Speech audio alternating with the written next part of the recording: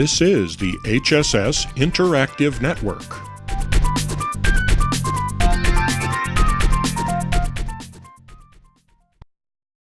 Welcome to this edition of Improvement in Action. I'm your host, Phil Nielsen. In this session, we are going to look at the major lean thinking components. We will review them in context to each other and in light of the ultimate implementation of lean thinking within HSS.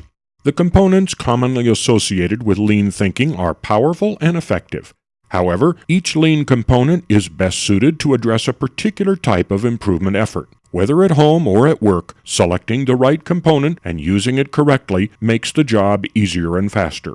So let's see what the major lean thinking components are and how they fit together. Lean thinking depends upon two foundational blocks. First, we must learn to manage change inside HSS. In order to improve a process, something will have to change. How much change? What will change? Who will be affected by the change? And how long it will take to complete the change are all part of managing change. Second, we must learn to work together as a team. Some teams will form from a group at a worksite. Other teams will include people from various disciplines inside HSS. In some cases, the team may include a customer, a vendor, or even a paid consultant. In order to establish a firm foundation for our house of lean thinking, we must develop the skills needed to manage change and manage teams. Once we have a firm foundation, we can start actual construction of our lean thinking house. We start with the first floor. In our case, the floor represents a thorough understanding of what it means to identify waste in our processes. There are 8 distinct areas where waste most often accumulates: overproduction, overprocessing, inventory, motion, transportation, waiting, errors, and underutilizing people. You certainly can guess what some of those wasteful activities look like. Every house must have a door. In our lean thinking house, it is called value stream mapping. A value stream is a major group of processes HSS uses to deliver a product or service to a customer. A value stream map outlines the steps as well as the time spent, effort made, and output produced. The first floor of our house contains 4 rooms. Each room is a specific lean thinking component.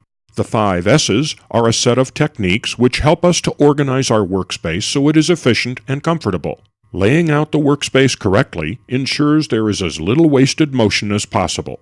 Standard work includes documenting all work steps so new employees can learn quickly without making costly mistakes. Finally, visual guides provide process information to everyone working in the area. They also signal when a problem occurs so others can provide quick assistance. Together, this suite of components form a powerful base on which the next floor of our house depends. The second story of our house has 3 rooms, each representing another suite of lean thinking components. Storing materials and information close to the place where they are used is a valuable way of reducing the wastes of motion, waiting, underutilizing people, and transportation. Creating workflow is a major way of improving performance. Flowing work is the opposite of work that stops and starts. Think of workflow as traffic on the freeway. When everything is flowing, 2 or 3 lanes can accommodate thousands of cars an hour. But the minute there's a slowdown in one lane, even 3 or 4 additional lanes cannot prevent traffic backups. The third component of this floor involves quick changeovers. This means people and equipment must be able to switch from one task to another easily and quickly.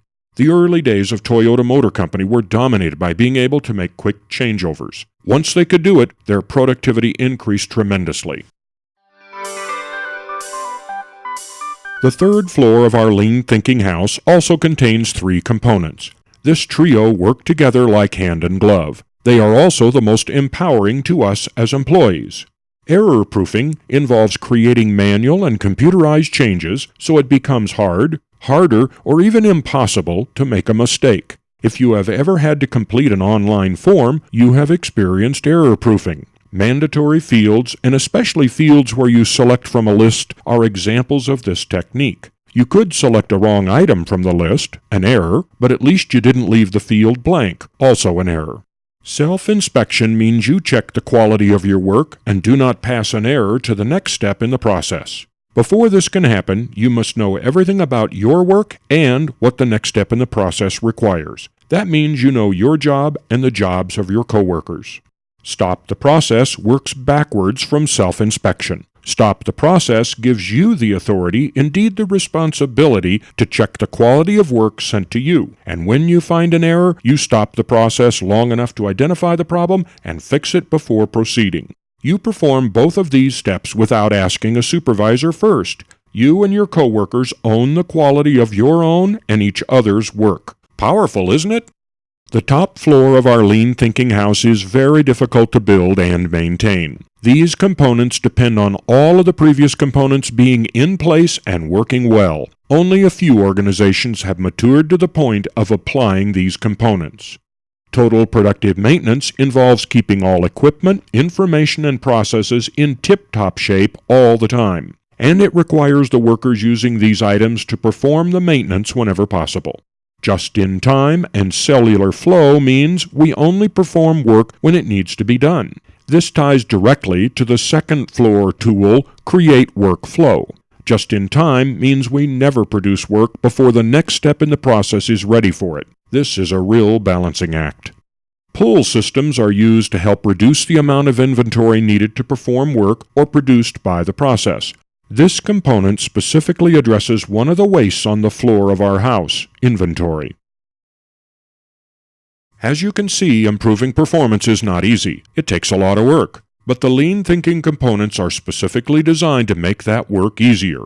Before we go, let me encourage you to share your experience with me. If you are an HSS leader, click on the House of Lean Thinking podcast in the discussion board on the Performance Improvement landing page. Or you can send me an email message at the address on the screen. Well, that's it for this edition of Improvement in Action. Thanks for joining me, and goodbye until next time.